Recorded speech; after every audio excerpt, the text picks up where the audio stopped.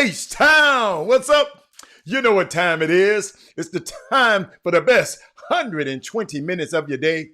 The Chop Shop, the nation's #1 urban sports talk show, and also your midday sports happy hour. Yours truly, Robert Hatter, alongside Jim Hicks, coming to you live from Houston, Texas, but we're broadcasting all over the world via Facebook Live and YouTube Live. Guess what, y'all? It's Tuesday. It's a lot of stuff going on around the city. Matter of fact, Jimmy is going to come in from another location. I'll tell y'all about that in a minute because he had to go watch a game. It was a game early this morning. I think Hightower and Foster that he went to. So let me tell y'all something. First of all, let me acknowledge my starting five. I affectionately call them the starting five because they are the first 5 people that start the feed out. Without them, don't nothing happen. They start the feed off. And the first 5 people who sign into either Facebook or YouTube, and it's on this software, and it shows me, and I got them, and I'm looking at them right now. I got Mindy Collins. I got Sonia Billingsley. I got Rod Wells. I got Rick Wilmore. I got Dale Griggs. And my 6th man of the day, Status Moody in the building. But guess what, Todd Holmes? I see you at the 7th man off the bench. Let me see what my 8th man off the bench is. Lawrence Scott is my 8th man off the bench. Let me see what Derek Johnson, my 9th man off the Chris Charles is my 10th man off the bench. Hey, y'all, Alex Castero is my 11th man. And Crystal Wicks, I ain't gonna tell you where you was, but I got to acknowledge you. What's up, Crystal? Hey, but what's up, everybody, man? Let me tell y'all something. Like I told y'all once we go, thank y'all. I hope y'all got my Christmas message. I really want to thank y'all. I mean, man, this New Year's almost here. We made it. We made it to this point. So I feel good about it. But y'all, something happened last night, Walter Yates, and I'm glad you here. Michael Smith, Michael Smith from Concierge Scheduling is in the building. Icy Mike is in the building. Let me talk to Robert Risen is in the building. Seneca Johnson, who I love because they don't agree with nothing I say. I love people who don't agree with me.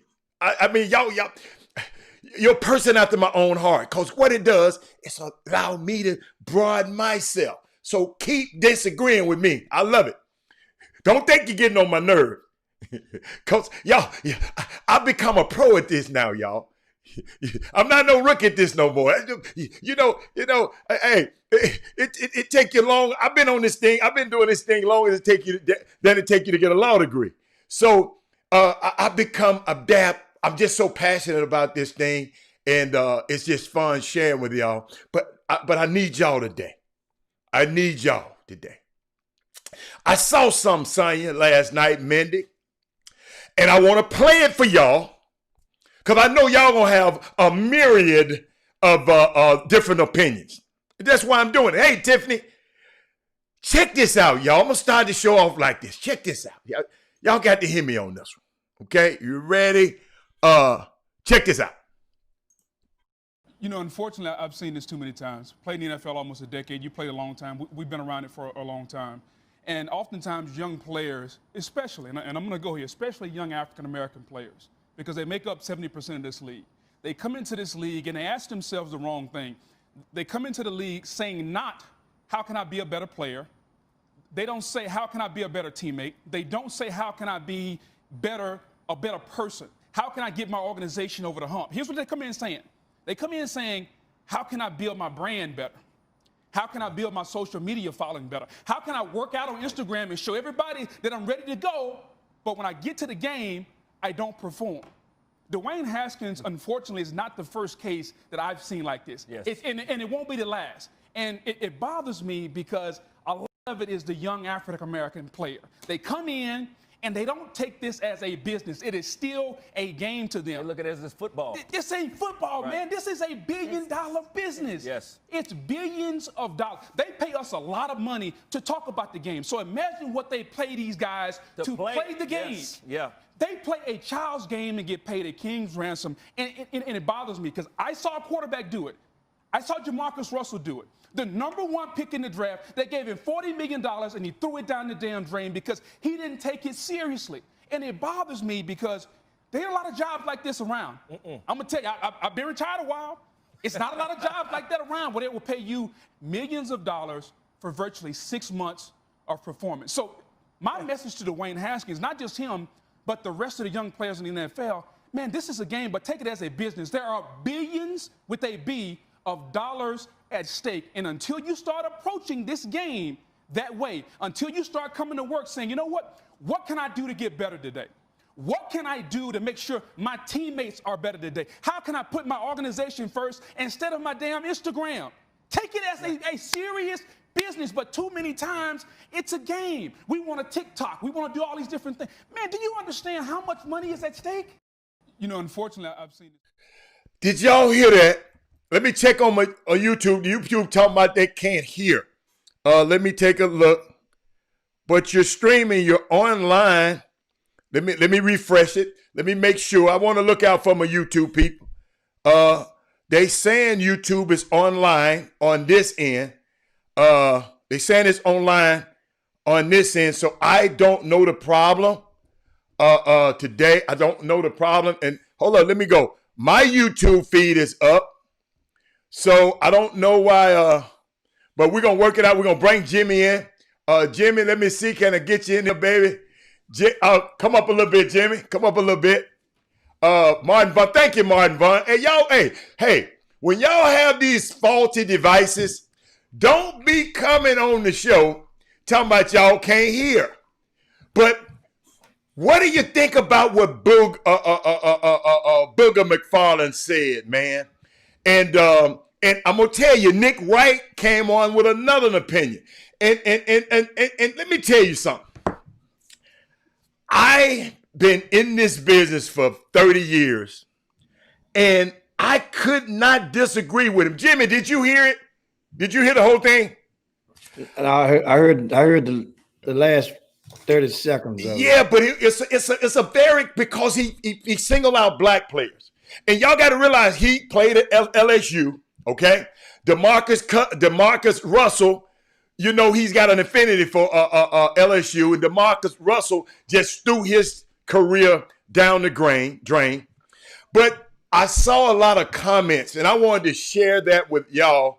Okay, see, Robert Risen said, "Preach, Booger," and so some people had problem with him mentioning the black player, like Mendy. And Mendy, I love your opinion because you kind of cringe. But guess what? Booger is black. And I'm going to tell you, on national TV, like I do on my show, if y'all notice, I don't let people bash players, black players. Y'all know my heart on that. You know my heart on that. So, in a way, I just wish, and Jimmy, the reason I said Johnny Manziel was worried about his brand, Baker Mayfield worried about his brand. It's a lot of, and I got a lot of feedback, Jimmy. And let me tell you, let me tell you what Booger said, Jimmy. Booger put a tweet out after they was tearing Booger's head off, Jimmy. And let me put his message out, Mendy. And Mendy, I'm glad you said what you said, though, Mendy, because we don't need everybody to agree. He said, my message was to all players, which I said, but specifically to the part of the NFL that is almost 70%, the African-American players. And of course, I'm not speaking to all, but in my 20 plus years around the NFL, I've seen many cases. I stand by what I said, whether you agree with it or not. So Mendy, it was okay. Mendy, Booger and Mendy, you haven't had the advantage of being around these players closely like Booger and I have. But I understand you don't have. I've seen this, Mendy. I've seen this. I've been in this business for 30 years. I've seen this same thing. And one person got on there, Jimmy. I got to share this stuff with y'all. One person said Booger's comments were completely asinine. If he had inserted African Americans, his comment might have invited as might not have invited so much anger. Haskins' behavior is indicative of his youth, not his race. And I can say that, and I can agree with that too. I can agree with that too. But let me bring Jimmy in too. Jimmy, they said, what's wrong with your background? Jimmy is not on site today. Jimmy is off site. He found a spot that he can. Matter of fact, he was out working for y'all today. He was out covering a game so he could talk about a high school basketball game, the stuff he do, and he couldn't make it back to his house. So guess what he did? He found a place with a hot spot. And now he is. Jimmy, you can turn that light off. Turn that light off. Something in your face is glaring. Something in your face is glaring. It's like, oh, I see. Put it back there. Put it back. Put it back. Put it back. Okay, put it back. So, yeah, put it back. You put it back. But no, it's, but Jimmy, talk about what you got. But I want to get off this booger topic, Jimmy, because it's very important because, Jimmy, a lot of athletes are thinking about their brand and ain't playing worth of crap. You know a few of them. So what do you think about that, baby? Well, I did not hear the entire thing. Stop, Jimmy. I only It ain't but a minute. Hold on. 40 seconds. Let me let you hear. It ain't fair to you. Hold on. It's so important we're going to do it one more time. Watch this. You know, unfortunately, I've seen this too many times. Played in the NFL almost a decade. You played a long time. We've been around it for a long time. And oftentimes young players, especially, and I'm going to go here, especially young African-American players, because they make up 70% of this league. They come into this league and they ask themselves the wrong thing. They come into the league saying not, how can I be a better player? They don't say, how can I be a better teammate? They don't say, how can I be a better person? How can I get my organization over the hump? Here's what they come in saying. They come in saying, how can I build my brand better? How can I build my social media following better? How can I work out on Instagram and show everybody that I'm ready to go, but when I get to the game, I don't perform? Dwayne Haskins, unfortunately, is not the first case that I've seen like this. Yes. And it won't be the last. And it bothers me because a lot of it is the young African-American player. They come in and they don't take this as a business. It is still a game to them. They look at it as football. This ain't football, Right. man. This is a billion-dollar business. Yes. It's billions of dollars. They pay us a lot of money to talk about the game. So imagine what they pay these guys to play the game. Yes. Yeah. They play a child's game and get paid a king's ransom. And it bothers me because I saw a quarterback do it. I saw Jamarcus Russell do it. The number one pick in the draft, they gave him $40 million and he threw it down the damn drain because he didn't take it seriously. And it bothers me because there are a lot of jobs like this around. I'm going to tell you, I've been retired a while. It's not a lot of jobs like that around where they will pay you millions of dollars for virtually 6 months of performance. So my message to Dwayne Haskins, not just him, but the rest of the young players in the NFL, man, this is a game, but take it as a business. There are billions with a B of dollars at stake. And until you start approaching this game that way, until you start coming to work saying, you know what can I do to get better today? What can I do to make sure my teammates are better today? How can I put my organization first instead of my damn Instagram? Take it as a serious business, but too many times it's a game. We want to TikTok. We want to do all these different things. Man, do you understand how much money is at stake? You know, unfortunately. And Jimmy, that's why I have to play stuff around because guys like Rick Wilmore, the man says 70% of the black athlete in the NFL is black. Let me repeat that. He didn't say all the 70% of these guys are doing it. He says 70% of the athletes in the NFL is black. Okay? Y'all, sometimes, man, think before you hit that damn button. I know you're in a hurry to just to say stuff, but think before you hit that. And Jimmy, and B said something. B said something. And I want she said something. And this is a problem I have. And B, he said this is judgmental and too generalized. Like, no, he pointed that shit out. B, see when Jimmy, now I see where you come from when you critique a player. And say something because everybody gonna have this is judgmental. It's too general. No. I'm telling you, after 30 years in this business, B, in case you weren't on it, I totally agree because Booger and I, Jimmy, has had the advantage of being around these guys more intimately. All you see him, B, is when you see him on Sports Center or on a TV. We know him. I'm going down there to recruit these guys. Jimmy, I went to, I ain't gonna tell the university. Thank you, Lord. I went to a university. I walk in the room, B. Scott. I walk in the room. The young fella, I go through my spiel. The young fella said, man, I already like you. I already like you. We good. I just want to know where is that briefcase, where the briefcase with the money in it that you supposed to, that he was expecting a payoff. And by the way, that same university and that same player was one of the spearheads, Jimmy, this same player of that of the scheme. The guy that got caught, Jimmy, the guy that got caught, the whistleblower, he the one went down there. That's how a lot of this stuff started. So all I'm saying is, I don't think it was judgmental. Booger, and let me help B. Scott out. Booger McFarland went to LSU. Jamarcus Russell was the #1 pick in the draft. B. Scott. And squandered $40 million, just ballooned up to 500 pounds. Okay? Hold on. This same boy that we talking about, Haskins. Jimmy, I know you done seen it if you've been on Twitter. Haskins said, the league is in trouble now. All the people who passed on me, they in trouble. The league, I'm going to set the league on fire.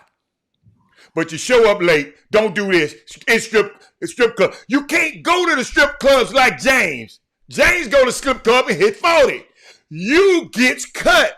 So I just want to throw that out there, Jimmy, and I hope you heard it. And Jimmy, your boy, y'all need to go find Nick Scott has a Nick Wright has another side of it. I got it, but I want to share it. If we need it, Jimmy, I'll share that. But Jimmy, what you got?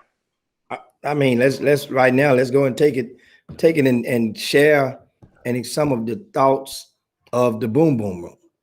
Okay. And what we're talking about right now is Booger McFarland's comments about, I guess, that were inspired after Haskins was, his latest antics, which resulted in him being released by a potentially playoff bound team after you started the previous week. And that, now I understand a lot of black guys in the media, when you're often rooting for your own to make it.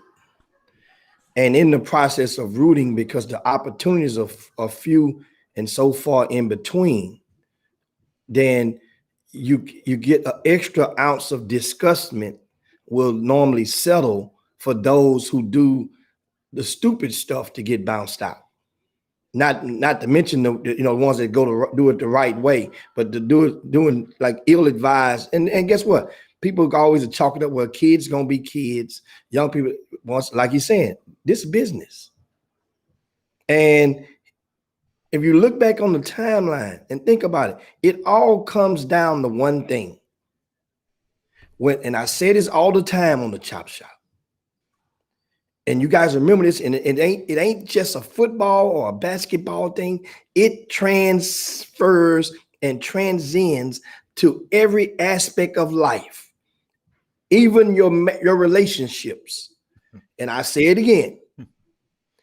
When the talent is no longer greater than the problem, you are dispensable.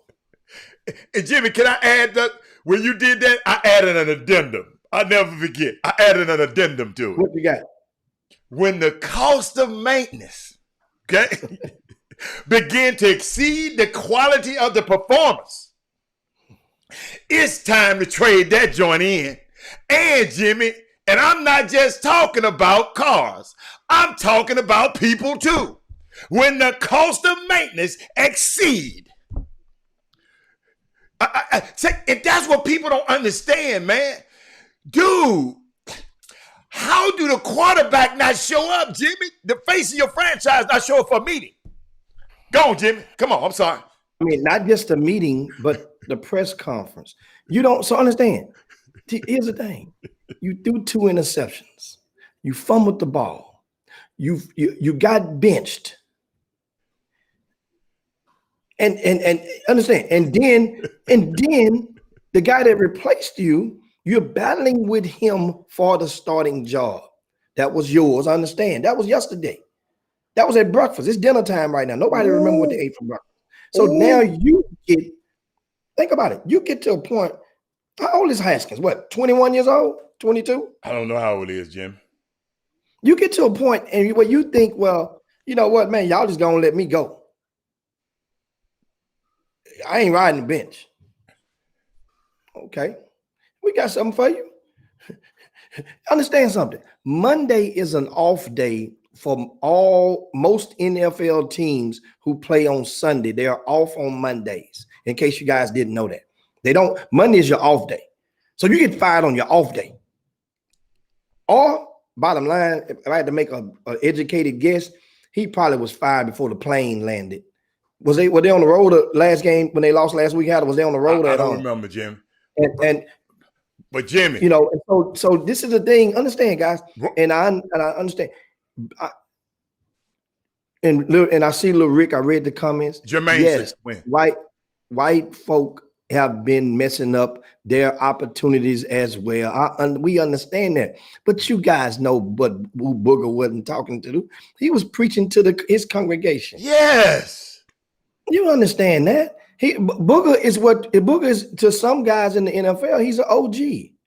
So, and this is the thing: what happens when OGs start to call it like it's supposed to be? Then the new breeds, all of a sudden now, oh, he out of touch. You don't know what he's talking about, man. Nobody listening to him, man. Oh, he just mad. He mad because we making more money. Jimmy, that's so self-serving. But keep on going. Keep talking. I like it though. I like how you tied it in. Come on, keep on going. I like that. Areas as well. Don't freeze up over there. Come on, say it again. God damn it! Oh, come on back. Keep talking. We go to break.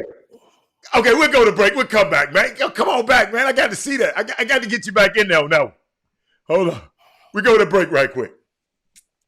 Wow. Hold on, y'all. Let me give a.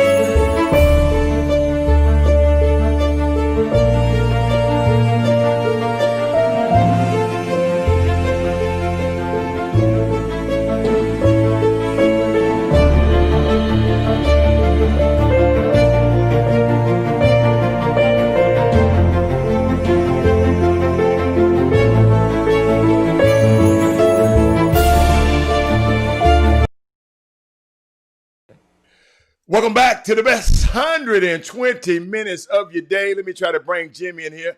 The Chop Shop. Okay, Jimmy, I got you back in there, baby. And I hope that stuff works a lot better over there today. That Jimmy's not in his normal abode. He's not at home. He's at a satellite site. Jimmy, if we take being at home for granted, we know what our internet at home would do. But Jimmy, you were talking when you got off. What were you talking about? Because there's a lot of questions that I want to address that's going up and down the Facebook feed and the YouTube feed, and I was watching, but and B Scott keep asking questions, right? And B Scott, I'm gonna repeat it again.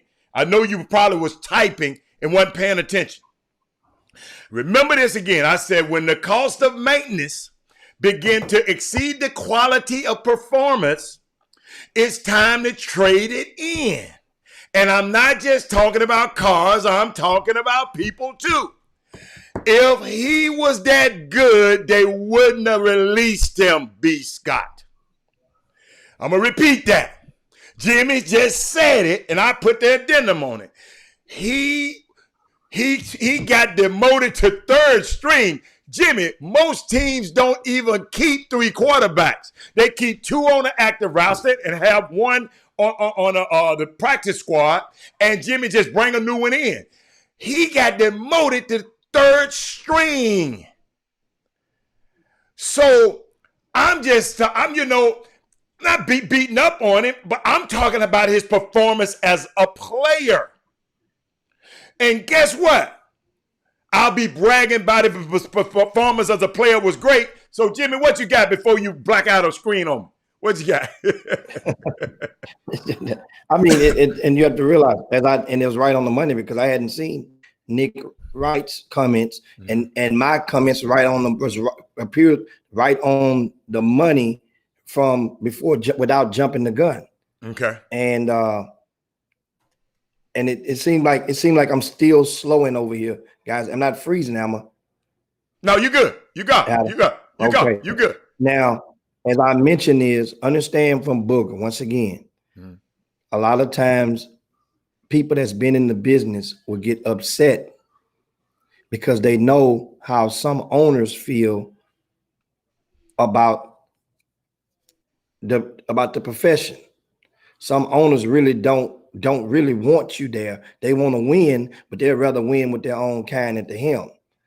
And that's just the truth of it. The vast majority, if you think I'm joking, go get your shovel, dig it into the internet and Google and look up each one of those NFL owners and find out what side of the fence they stand on when it comes to political realms, when it comes to social justice issues. And you will see, especially you guys are Dallas Cowboy fans, who your affection for the Cowboys totally encompassed and ignored the fact that your owner over and over refused to take stances that was sympathetic to your social justice fights and plights. But back to this stuff with Booger in the comment. This was just his cry from his perch in the woods. He knows that this type of opportunity, as far as the Washington football team, it will hinder the next quarterback that's coming through, and he might be number 1 or number 3 on the charts, and they have a number 4, which is a white guy on the charts. This may hinder that owner, especially Dan Snyder, from saying, "No, man, we're not gonna go that route again. We tried it with that." No, or it's just like recruiting. Let me simplify the fraction. There are certain high schools in your cities. We're based in Houston, so we'll specify. There are certain urban schools that produce multitudes of talent. Historically, you've had your Jack Yates, your Wheatley, right? Your certain schools. But here's what happens when players are above average and the college coaches become abreast of them and they see the name of the school. The first thing a lot of those coaches think, a lot of them, the first thing they say, does he have grades?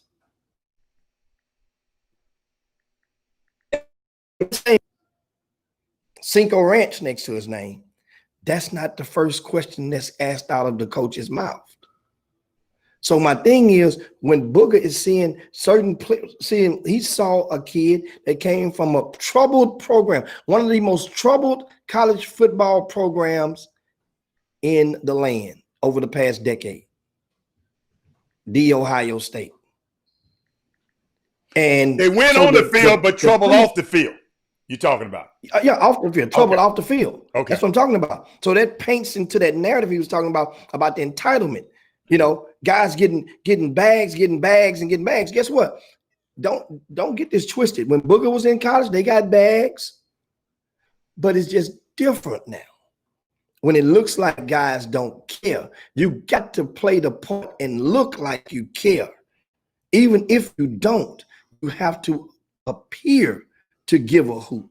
And that's what a lot of guys, when the energy is not reciprocated and you're playing like, man, forget this, man, then guess what? You see people will pile on you. People will get on you. And it ain't just him. There are other black quarterbacks that's been what I would call nonchalant. Look at Cam Newton. When he was on in Cam, he's earned this mark, right? So it's not the same comparison. I'm just talking about how when he's been nonchalant a lot of times, even in Carolina, oh well. But people want you to, they prefer. It sells more. The compassion is easier to extend if you look like you care. I got something for you, Jim. Got something for you. You know how I am. You know how I am now. Somebody brought it to my attention earlier, right? Let me get back. This Washington program, we talking about inept. Dan Snyder is, everybody don't like him.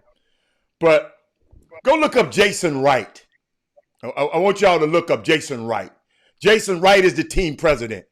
He happened to look just like Dwayne Haskins. Jimmy, you remember yesterday? I said, don't they have a John Lucas on the team that said they got some John Lucases on this team that'll say, man, I got him. But then he was so bad, John Lucas said, man, I can't help him. Jason Wright is the team president. Hold on. Stop there. Doug Williams, Coach, somebody said they didn't have a good quarterback. They don't have Doug Williams quarterback there. Here's the senior vice president of player development. Jimmy, I'm at the executives. These guys you remember that top floor I was telling you about, Jimmy? Like I go to certain organizations. These guys on the top floor. Okay, let me give you another one. Andre Chambers, black guy. Here's the chief, Jimmy, the chief people officer. He the CPO, Jimmy. I ain't never heard of that one. I like that one. Jimmy, hold up. Damon Jones, Jimmy, black guy. He is the general counsel. He on the top floor. I'm just helping y'all. Hold on. Jimmy, Malcolm Blacken. He's the senior director of player development. He on top floor. Evan Harrington. He's the assistant director of play. These two black men. These are guys who were responsible, but we're drafting this guy. Go down. Jimmy, Eric Stokes. All of this in the Washington football team, hiring all these black people on the executive floor. Check this out. He is the director of pro personnel, Eric Stokes. Jeffrey Scott. Jimmy, I'm telling you, Jeffrey Scott. He is the assistant director of pro personnel. These two black guys. Okay? Jimmy, Cole Spencer. Roger Terry. I can go on and on and on. The reason I went there, Jimmy, because he has some people around him. He has some people in leadership over there, Jimmy, that was in the room. And Ron Rivera, Jimmy, he's not black, but he's a minority. He's the head coach. See, that's why I go and take y'all deeper so y'all can understand it a little bit. No excuses. But I just want you to be able to make an informed decision on when you make some of these comments. But Jimmy, you can add on or whatever you want to do. I just wanted to add that. Yeah, I mean, and guess what, guys? He's not going to be the first. He's not the first and not going to be the last. You know, remember, understand, you have choices and consequences. Now, this is a point in this young man's life where he still can be serviceable to somebody. Yes. And then another thing, and in due Jimmy, time, you someone's hope. gonna give him a chance. You hope. He can be serviceable. Now, will he be serviceable? That's a whole different thing. He can be serviceable. Okay, but you know, will he? understand, this man Okay, was a starter in the NFL just less than 7 days ago. Yeah, less than 4 days ago, he was a starter in a playoff contending situation. But he did not live up to the expectations in that particular game. He allowed that to consume him.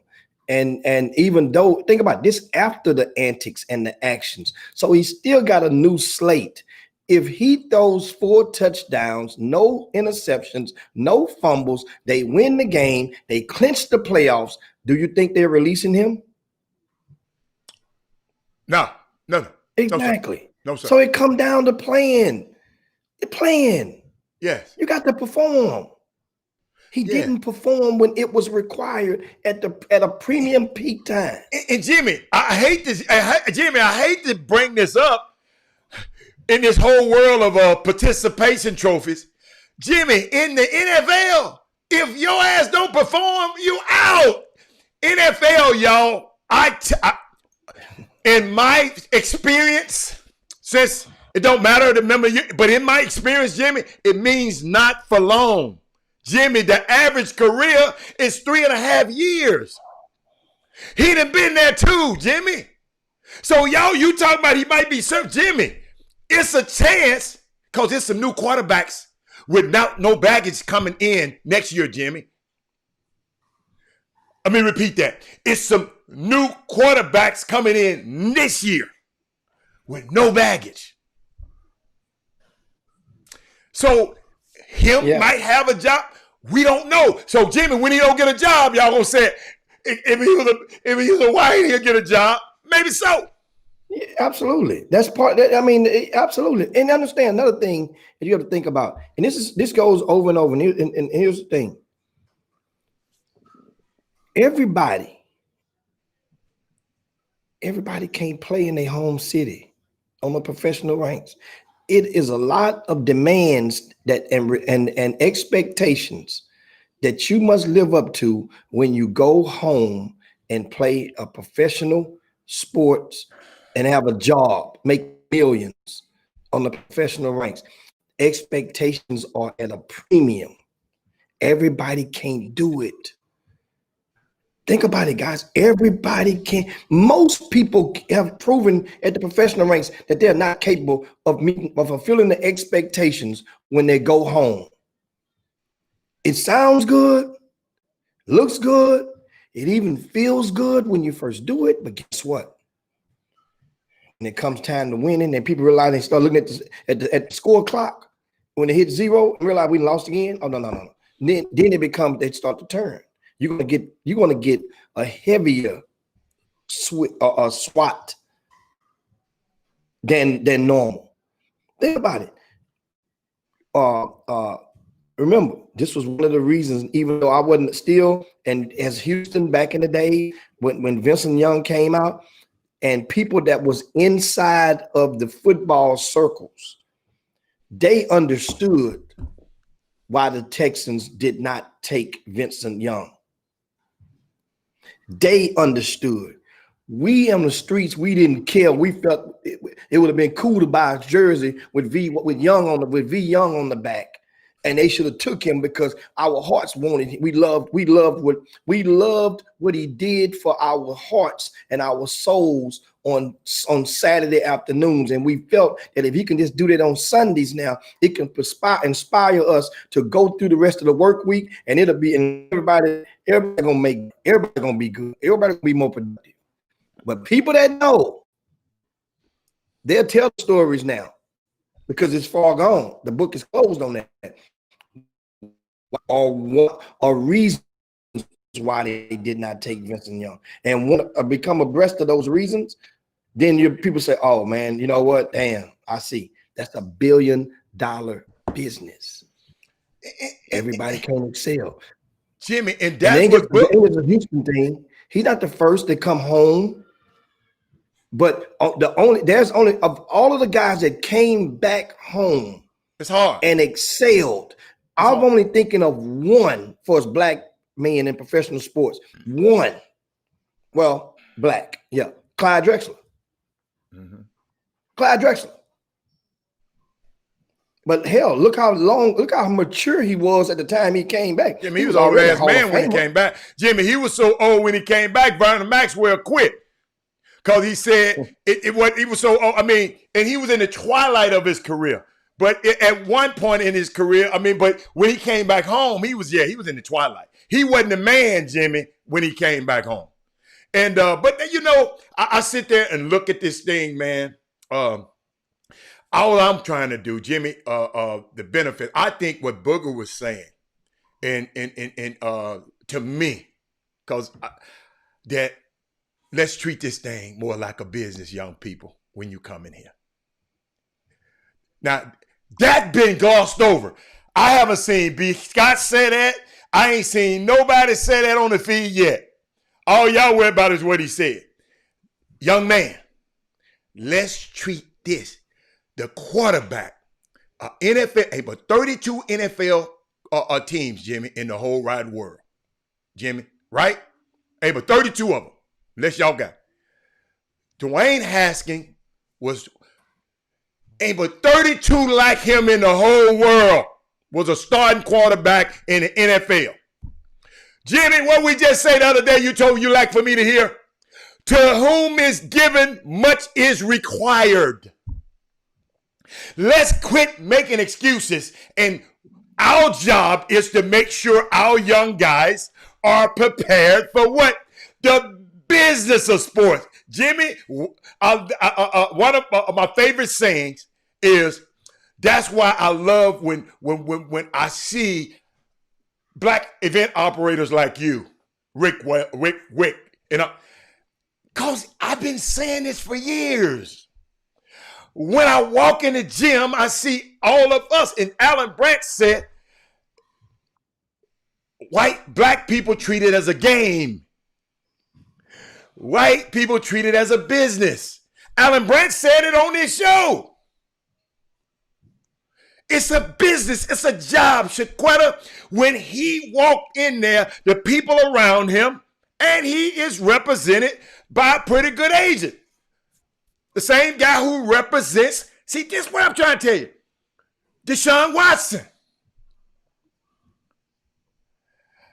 Sometimes these guys don't listen, y'all. I'm gonna be real.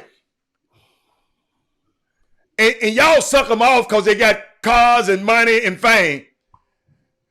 Man, these dudes think, man, forget everybody. I'm Dwayne Haskins. I went to, hold up, Jimmy, the Ohio State University. You know they've been paying me. Jimmy, I took a pay cut when I came to the league. But Jimmy, he had the Negro.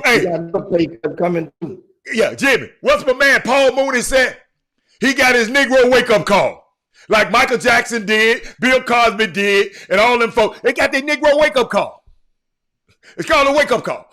Homeboy, Jimmy, I'd already put you at third string. Jimmy, do you know how demoralized? Jimmy, you say you done wrote the bitch before. Do you know how demoralizing that is? Yeah. As a quarterback? It's a statement. Third string, that's a statement. That's what New Orleans did to King Crableg. King Crableg was a starter at Tampa Bay 12 months ago. But he wasn't starter. He wasn't the starter of that particular team. This boy, Dwayne Haskins. But he goes to New Orleans. You understand? Mm-hmm. He goes to New Orleans, even though he saw the opportunity. I mean, he had to battle with this guy. It wasn't a foregone conclusion who was going to be the backup quarterback. He gets there. Then they say it's a possibility you could be third string. and you're battling with this guy, but in your mind, you say, man, I'm the backup. Drew Brees, he on the way out the door, one tackle away. Not gonna fit. Which true enough. Drew Brees did not play this entire season. Hey. And guess what happened? That other kid beat you out, then got the opportunity, and he excelled and took advantage of the opportunity. King Crabtree coming there when it's garbage time. So guess what? Demoralizing. Think about it. There's no conversations right now saying, man, a team need to go and trade for King Crabtree. That's James Wilson, guys. In case you don't know what we're talking about. That's what the former Florida State who walked out of the store allegedly with the crab legs, and he was in college and didn't want to pay, so we call him King Crab Leg. As we do, we chop. That's the chop. We chop up names, replace it with actions or adjectives, and that's your name on the chop shop. So in case you do a first time view, that's how right. We rock. That's good. But Jimmy, in his case, King Crableg's been quiet as the church house mouse. Ain't got in no trouble. Because that's what happens when you're broken. Jimmy, but he's smart. Jimmy, he could have been. He could have been. I'm King Crableg, but he said no. Jimmy, but do you think? Do you think certain players, no matter what level they are, they have like a little kazoo on their shoulders. They play within an alter ego. And some players, I'm thinking that part of that he had that Muhammad Ali type boasting mechanics with him when he was in his heyday. Oh yes, you watched him. He would rhyme. He would but that was part of what made him feel whom he was. Could be in order to perform. What did you call what he doing? You call what he doing? You said, but you got broken. Jimmy, all he did is somebody got to him and said, dude, this is the business of it, sir. Somebody got to him. We can call it humbled. We can call it whatever. This is a part. Guess what, Jimmy? Holding that clipboard for the rest of his career can have him in the 2 million or 3 million. Look at some of these guys like Chase Daniels. Some of these people on this thing don't even know who Chase Daniel was. He made $65 million being a backup quarterback. Jimmy, somebody got to that boy and said, Jameis, just chill out and waste your time. Drew Brees is old as dirt. Just sit back and waste your time and wait your time. He playing the game. Mr. Haskins, somebody did. Jimmy, he's still saying, oh, I guess, what would you say, Jimmy? He's not broken yet. He's not broken yet. He had a nice little apology, though, on Twitter. Huh? Oh, I ain't studying about that. That's the whole thing. That means you're really broken. They broke you and made you apologize. So that means now they've cut a hole in your pocket and made you apologize and ain't gonna sew your pockets up. No. They got to pay him. They got to pay him on his rookie deal, Jimmy. He got enough money. He got some guaranteed money. He all right, Jimmy. If he took care of his money, but Jimmy, when he come back to training camp next year, Jimmy, he captain. Boom. For anybody, if they let him back, I say if they let him back, Jimmy, is what he do now in this offseason gonna determine. See, if I was him, Jimmy, if I was a David Muga, I would put him around. I know we can't go to the Super Bowls like we used to, but I would make sure each owner or each general manager, Jimmy, if I was represented, I would fly him in and make sure each personnel person know who he is. You follow me, Jimmy? You know how you talking about marketing. Jimmy, that's my way. I would sit there. I would put his best. Yeah, man, hey, he is right now. You talk to him. Jimmy, he got to go through that right now, Jimmy. Because, Jimmy, unless he can sing and dance real good, he ain't going to make this kind of money nowhere else. Jimmy, unless he can. The thing is, once again, only time will tell as far as what he's doing off the field with his finances. Time will tell. But meanwhile, you got to understand, that some of the new boots, they will feel some kind of way. And am I freezing up now? I'm freezing up on you guys No, right now. yeah, Looks a like. little bit. Keep on. And I see. what I was saying is a lot of the new guys, like statements that like Booger made saying that about the branding. Well, here's the thing. I remember when I first started RCS Sports, and I would go and I actually was a part of the problem that I created amongst friends and loved ones. I would go to a game, right? Mm-hmm. And they say, "Where you going?" Well, I'm going to a game.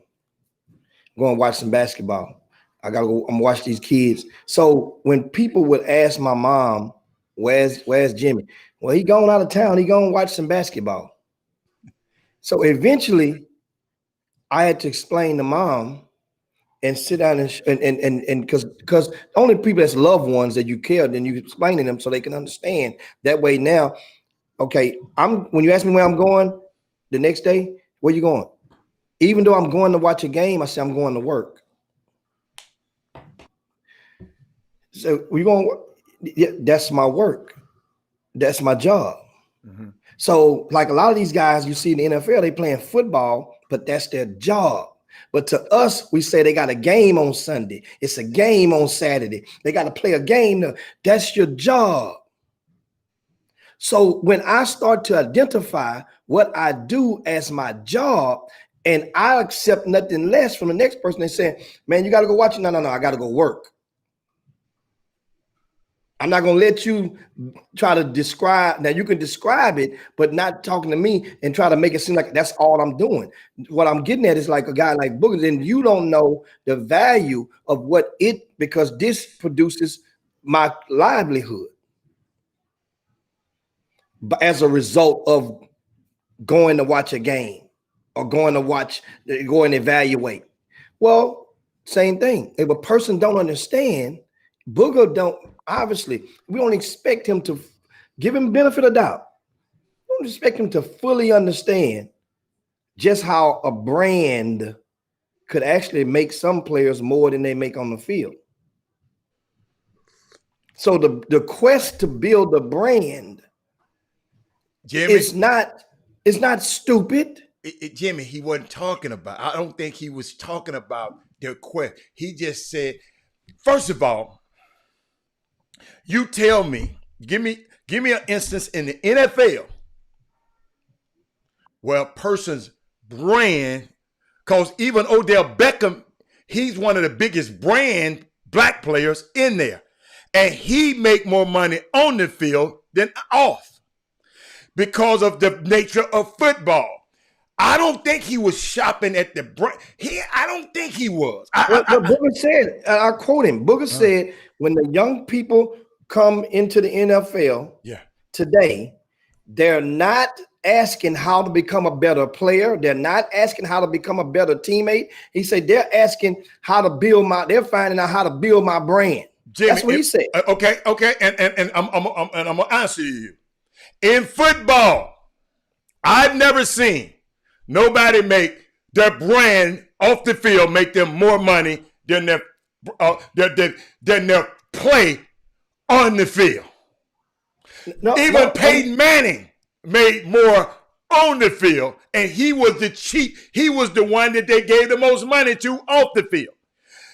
Tom Brady, he wanted the Great White Hope, 6 Super Bowl championship. He made more money on the field, he ain't even close, than off the field. So when I think this branding thing, your branding is, I tell you, I'm gonna put it like this. This is what I think Booger was saying. You take care of your damn business, son. It's a lot more easier to the brand. So if you done led the league in if you done led the league in touchdowns, Jimmy, I can go to Madison Avenue and say this. But if your ass getting cut and going to third string, All the brand in the world you got, Jimmy Hicks, Madison Avenue is not going to touch you. Madison Avenue is like you. They want to be associated what? With a winner. Your brand is okay, but you got to win. Well, absolutely. That's the undercurrent. You got to win. But that's what he said. He said they're more concerned about their brand than their performance on the field. Well, understand something. Because in the amateur sector, the brand it's part of your marketing. It gets your name out there. Eventually, your game is going to have to match or exceed the name. You thinking amateur? I'm thinking pro. I'm talking about pro sector. I'm talking about but they understand what Boogle said was when they come into the league, that means at the moment that you are crossing into the threshold, that's what you're saying. You're concerned about your brand, and Jimmy. And your brand is not as important as you performing on the field. That's all I'm gonna say. Your brand is not that important. Absolutely. Okay. Absolutely. But then what it does is it sets the table that where you can possibly eat after the ball stops bouncing or stop hiking or stop rolling on the field. That's the table. That's part of your brand. It enables you. Now, understand, you have to perform, yes. But the other part is already, the table is set. I promise you. You got to eat. But you got to have a table set for when you got that helmet on that plane. When you got that helmet on, your only brand is what that damn helmet say. Because nobody know who the hell you are. Understand, you mentioned Beckham a while ago. Beckham was just 3 years removed from arguably the most popular wide receiver in modern day history. Popular. I didn't say the best. Popular. Mm-hmm. Branding has something to do with popularity. Now, what happened? But it was because of what he was doing on the field. His fantastic one-hand catches. They even had a segment, Jimmy. Yes, but also part of his branding was wearing shoe colors that wasn't the normal of his teammates. How many did you go by? Come on, that's not no. I'm talking about. But you always talk about brand. Odell Beckham's branding. All I'm trying to say, Jimmy, in the NFL, everybody don't eat branding wise. Don't put the top guys. If you have the opportunity, then it's there. Everybody, a lot of people are going to go and seek out and so you saying to me, you should spend more time working on your branding than you do your craft. Because that's what Booger was talking about. No, Booger didn't say that. Booger didn't say that. What did he say? You just said a while ago. That was you interpreting. Booger did not say that. What did he say? He gave an interpretation. He said they're spending more time on their brand than they are worried about the play on the field. Didn't he say that? He said they're not asking. Right? How to become a better teammate. The same thing. They're not asking how to be a better player. He say instead they're coming into the league. Evidently, you didn't hear what I said then. Okay. Evidently, you didn't hear what I said. Yeah, evidently. But it wasn't about what you said. I was telling you what Booger said. And you was telling what you interpreted as just a while ago. You just say, well, I know what it is. Hey, Jimmy, you remember what you said the one day I said something to you? That's your world. This is my world. I understand what's happening in this world. And I'm trying to give you fuck Booger. I'm telling you from Robert Hatter's point of view. But we're not talking about that's all I'm telling you. That's a whole different I'm adding on to what Booger. I'm just adding on to what I'm telling you the problem is. Because somebody asked the question. B. Scott said, Hatter, do you encounter players like this? Every single year. Every single year, I encounter a college athlete that's more concerned with their brand than working out. every year. Several. So that's the point I'm trying to make. They are concerned because somebody done told them a lie about my brand. You can eat off your brand. Your ass ain't eating. If you're not Peyton Manning, I just told y'all something. It's 32 teams, Seneca, in the NFL. 32. Cam Newton and this boy, Dwayne Haskins, was one of those 32. What's his name? Sierra's husband. A lot of guys out there. It ain't but 32 of these people on the whole planet. And still, some of these guys don't have endorsements. Ain't but 32 of them on the whole planet Earth. I know it's hard for y'all to realize. Like I told y'all a year ago, ain't been but 4,700 NBA players in history.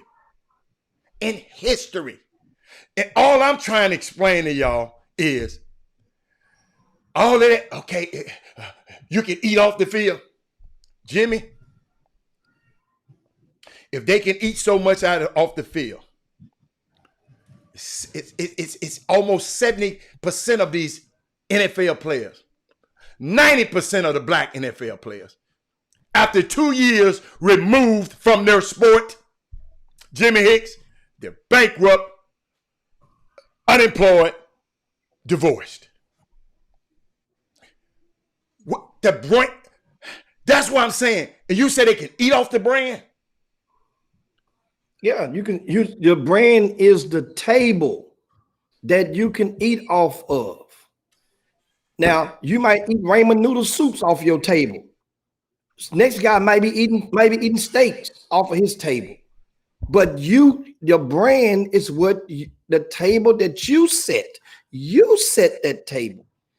What dishes go on there is your performance in your career is what you cooking. And those are the dishes that sit on the table that you make. That's the thing. And so what we do is, guys, at that time, gotta take a break. Way overdue for a break. We're gonna run into a quick break. We'll ask you guys to share the show right now to your timelines, to your friends, to your groups. If you're on YouTube, give us a thumbs up right now. We come right back. We're on the back nine already. Yeah. Good gracious. And also we come right back. We talk some NBA talk, talk some college talk, and of course we go in that mailbag and talk some recruiting. And also, most importantly, many of you guys want to know what happened this morning at the basketball game that I attended. Oh. And okay, chop shop. Wait till I tell you about this one. We'll be back Chop in a minute. Stop. Be right back.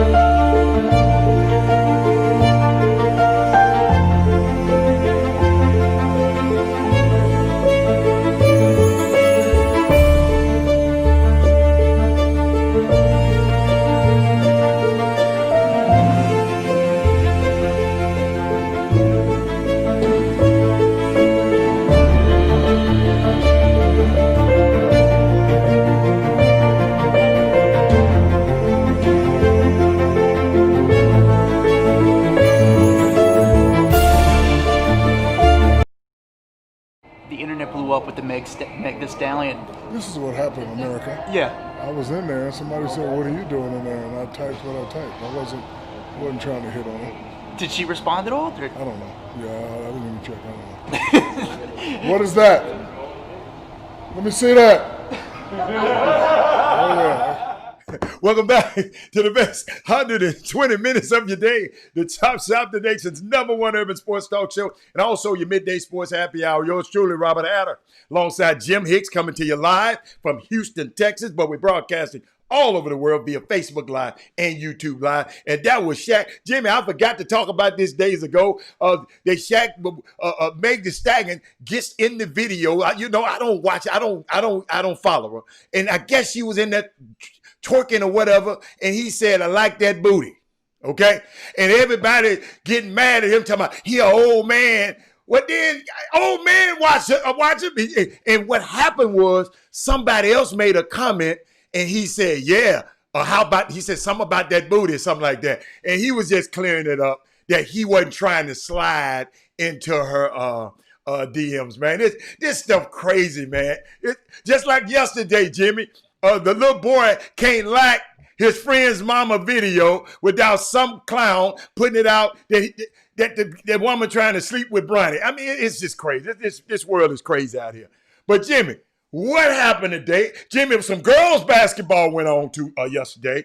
But what happened, man? Tell me what happened this morning. You talking about? I don't know what you're talking about because I ain't seen nothing yet.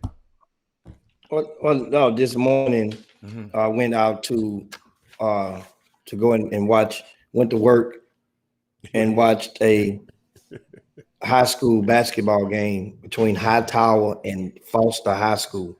This was a game that had restricted audience. Well, I think each school was only allotted like 30 fans to come and see or something like that. So went out to Foster High School in Richmond, Texas, which is right on the outside, of Houston.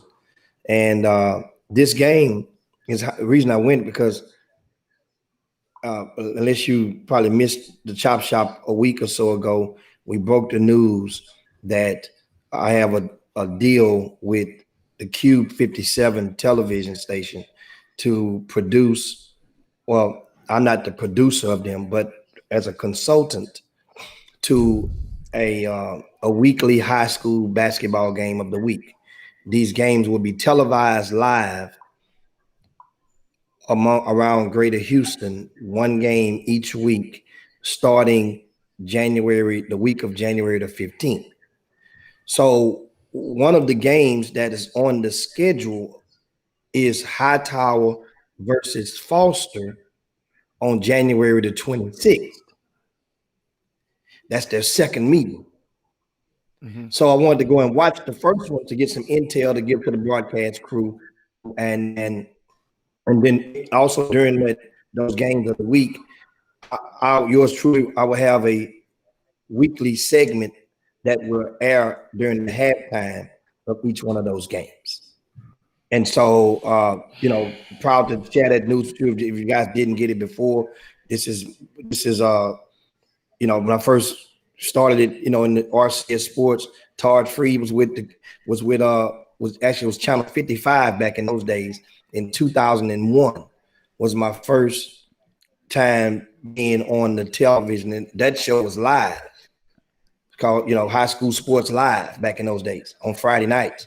And next thing you know, Todd looked out, brought me back every year for a segment, pretty much for over now. It's 2020 going into 21, and we'll have that. So I went there for that purpose, to get some intel and just to see, because I figured this would be a very close game, which it was a very close game. And hold on a minute, I was getting something off my I hear some stuff in the background. Yeah. So it was a very close game. See how this thing went. First off, Hightower, both teams, Chance White was the man was early on. He's in 11th grade at Foster High School. He's about 6'5". He's long, wiry. He's one of the top players in all of this area. This young man is already committed to East Carolina. So Chance White started off the game. He has 9 punts in the first quarter. Hightower was winning 15-13.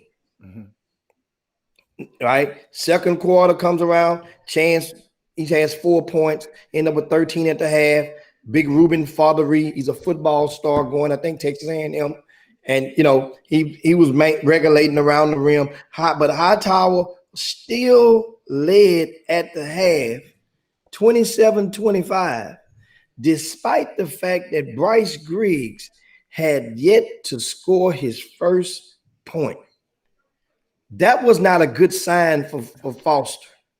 I say this again. Hightower was still winning at the half and had limited Foster to only 25 points, despite Bryce being over. And he didn't take a lot of shots. I think he was over like 6 field goals. It just wasn't in his normal rhythm. And I'll tell you, talk a little more about that in a second. Third quarter was really pivotal. Foster came out the locker room with fire in their bellies.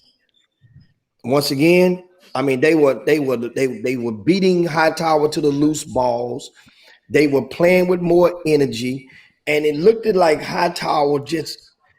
I saw that look before already earlier this year when they played Shadow Creek. Like they were just ready to go and didn't want to play with each other anymore. That's what it looked like.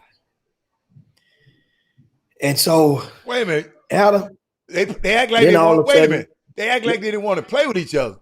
What? No, their actions and their body language. It's like it was dope, and I've seen that happen with Hightower. I've watched him play 3 times this year. Well, twice this year. And it looked, both times I've seen him, I've seen that common denominator. It was so then and next thing you know, they're down by a dozen. Hightower was down. Hightower was down 50-38 at the end of the third quarter. 50-38. Now, for Bryce Griggs, he scored his first field goal with 4 minutes and 50 seconds left in that third quarter. He had a big layup on the left side over Big Ruben, and that cut it to 4. But then from that point on, Foster just went and rolled out the rest of that quarter. So now to get to the fourth quarter, the big kid, right, from Hightower, what's the big fella name? Baker. Yeah, Baker. Okay. Tyrone Baker. Okay. So Tyrone is in foul trouble. So one of the moves I saw that may have helped.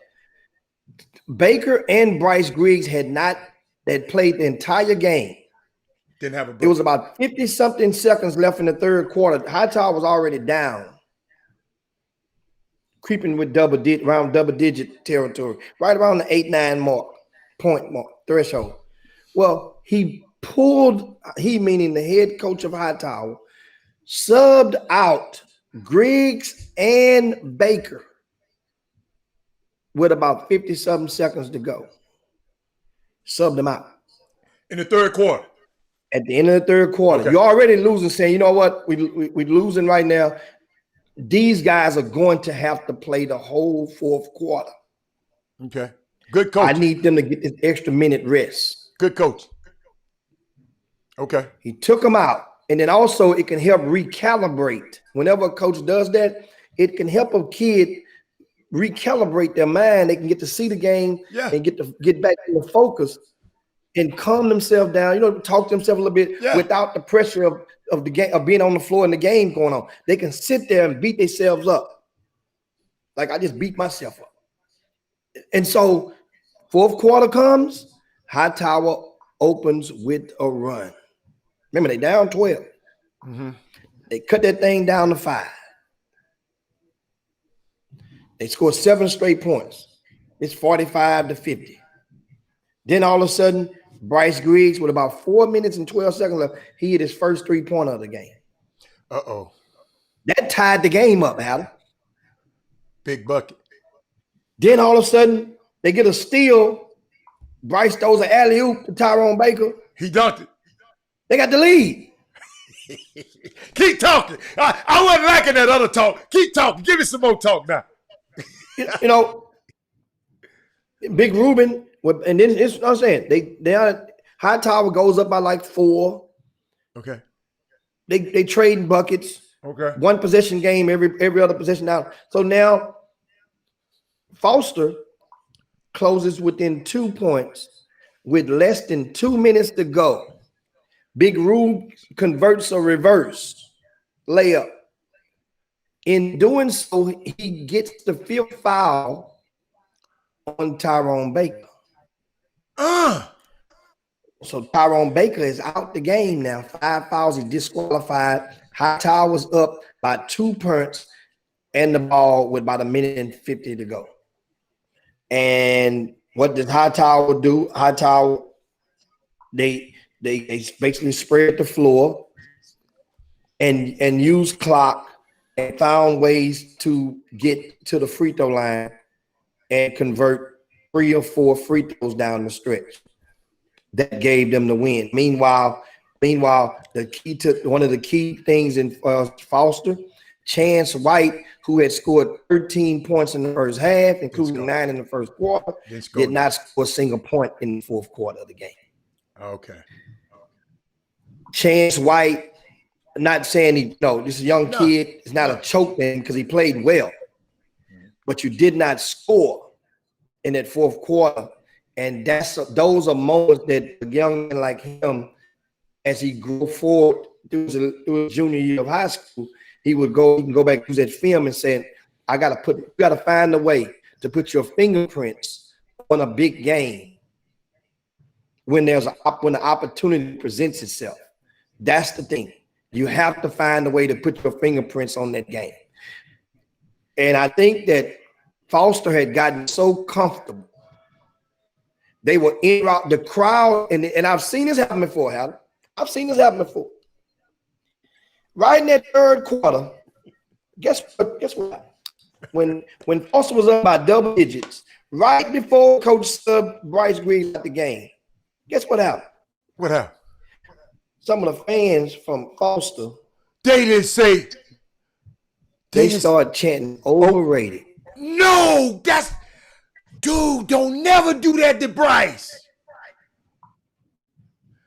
Never. They started chanting overrated. And it seemed like from that moment on, the switch came on. Bryce Griggs scored 18 points in the fourth quarter. Jimmy. He finished with a game high 22. Jimmy, I shouldn't be telling y'all this, fans. Don't ever say that. Jimmy, it was one team that was up on him, and he was last year. I forgot what the team name. As a freshman, they called him overrated. Jimmy came out and hit 5 threes in a row. And after the game, them same fans who was calling him overrated, get what they was doing, Jimmy? Let me take a picture. Let me take a picture with you. What? I mean, that's his spinach. Somebody said that's his spinach. Yes. Don't do him like that, man. I'm telling y'all, just be quiet. just be quiet. He love that kind of stuff. And I was watching the game, and I'm watching, of course, as I mentioned, Bryce with 22 points. He was 6 for 19 from the field, 2 for 6 from 3-point land, 7 for 9 from free throw line. Big Ruben Fardery for Foster. Big Ruben I got him for 18 points. I have Chance White 13 with. What you have? No. He had 13 at the half, and he had 5 in the third quarter. Oh, okay, I got you. So he had 18 points as well. Just 0 in the fourth quarter. The final score was 67-63 in favor of Hightower. They pulled off the win. This is a key district win. And in their particular district, a lot of Jimmy, you're freezing so up. That means That's all right. Keep going. Keep talking. Yeah, and so that's why this game was really, really, really big. It was a big game. And I guess, like I said, the lack of an audience there. Yeah. A lot of players, they thrive to feed off the energy that sometimes the fans or the audience can provide. And so it's different, a different way of which kids nowadays are required, if they want to perform, to self-motivate. Yeah. And that's what you have to do now. Some kids, and as I mentioned, if I look back on it, at point when them crowds start hollering overrated, if they don't stay overrated, who knows what would have happened? It's a great point. Bryce would have probably continued to struggle from the field. Yeah. Yeah. Yeah. This is at Foster High School. Yeah. And so it was overall a very good game. Tyrone Baker, he finished with 18 points as well. Jimmy, I have him for 2 rebounds. I like that kid, Jimmy.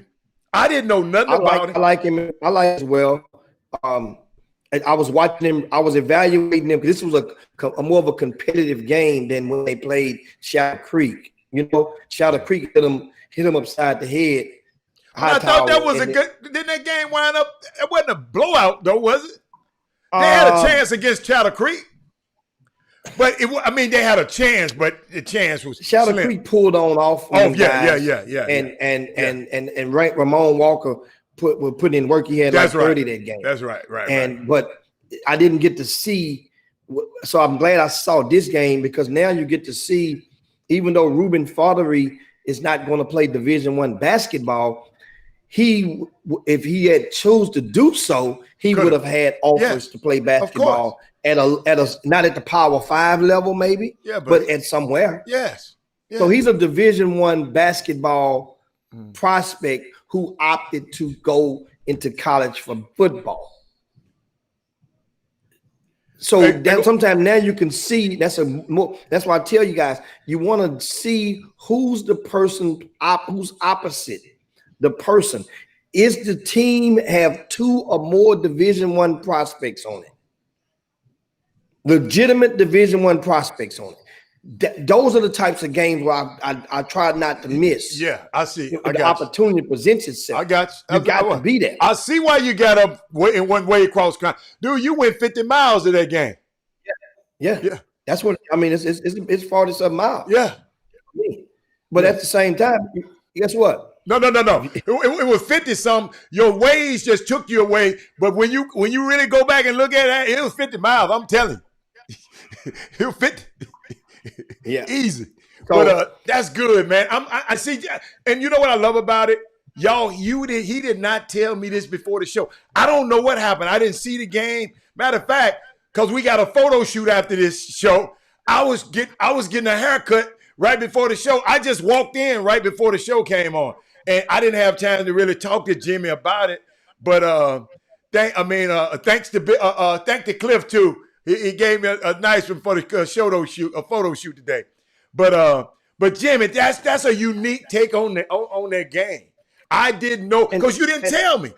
Yeah, and there was another moment in that game and that's a lot of times I say like evaluating. Nothing stops any of you from evaluating when you go to the game as well. Right. It's okay, but some things you try to do is, so often you try to act like you don't know, act like you're seeing some players for the first time in your life. This is a tip on evaluating. If you try to put your mindset that you're watching this player for the first time in his life, and you're going to see what this hype is about. Then that way now it gives it a fair slate, or it could provide a fair slate. Also, if you're evaluating, try to notice something that takes place from a particular player that is not likely to come up in the score sheet or a stat sheet, or nobody that's sitting next to you might notice. That means you're evaluating.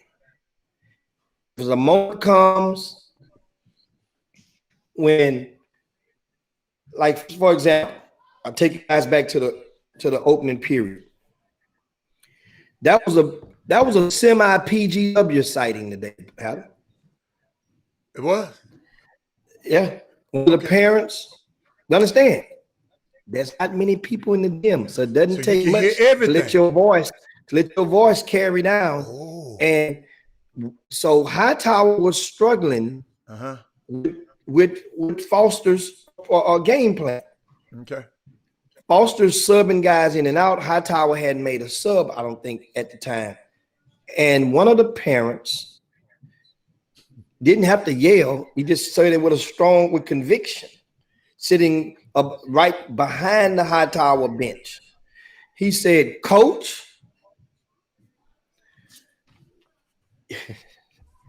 I'm gonna repeat him now. I'm gonna paraphrase. He says, "Coach, you can't win a game playing only 5 players. You need fresh bodies." He repeated himself and said it again. I applaud Coach Stephen Woods and his staff, and none of them turned around. You know, sometimes you just turn on and look at somebody. He don't even think about it. He didn't turn around. He don't think about them both. But it was definitely heard. Wait a minute. So Jamie, is it safe to say? Jamie, hold on. Is it safe to say the pappy who said his son was on the bench? Is that safe to say? Okay, you ain't calling no name. I'm just asking. I'm asking for a friend. But keep going. Keep going. Tell your story. My bad. Tell your story. And so he goes and he said, so this was the moment. So I'm evaluating parents. You see, that way now I know who's prone to not be in. And then I heard another parent from Hightower. A kid had a layup, Hatter. A layup. And took the dribble wide open. It wasn't another guy from another team even across half court. It was a turnover, and he going in for a layup. And the ball skid off his leg and turnover. I did. That was in the midst of a Hightower making their right when they were percolating, making that run in the fourth quarter. Jimmy, I did that before, man. Dude. And one of the parents from Hightower said, "That's all right, baby. Just pick yourself up." See, certain things I saw that was a sign of the momentum coming in that fourth quarter when the guys start to come back. So then, remember, with a minute and something left, I told you Tyrone Baker fouls out.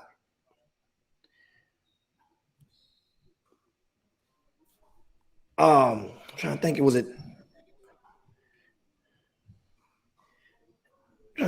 what point it was, but Hightower's coach, they called a timeout. And Tyrone Baker went and gave dap to all 5 of the players who were sitting in the chairs during the timeout. I love that kid. He gave dap to all 5 of them. Mm-hmm. Gave him a pound, fists up. But that's inspiration from your teammate. Yeah, I love that. Who's not on the court. That was a moment that inspired them to rally and keep on keeping on. During that timeout, Stephen Woods explained to them what they did wrong and say, forget that part. It's a minute and something left. Let's go. It's winning time right now. He said it's winning time. Right. And winning, and sure enough, and that the kids were on the bench. They were not talking to each other at first. They were gloomy. Then all of a sudden they came up. They rallied. They together rooted for each other, just as Foster was doing in the first and second, especially in the third quarter. But Foster turned into Hightower on the bench. Hightower turned into Foster. And that's what I want. Like a little bit of things we not brought that. That's good. We not brought it up is because I'm glad a lot you did. of times That's great. That's great. A lot of people don't have any idea who's paying attention to what. Yeah. And I'm letting you guys know when I'm in the gym, I didn't go to the game to see if Bryce Griggs or Chance White or Tyrone Baker was good. I already know that.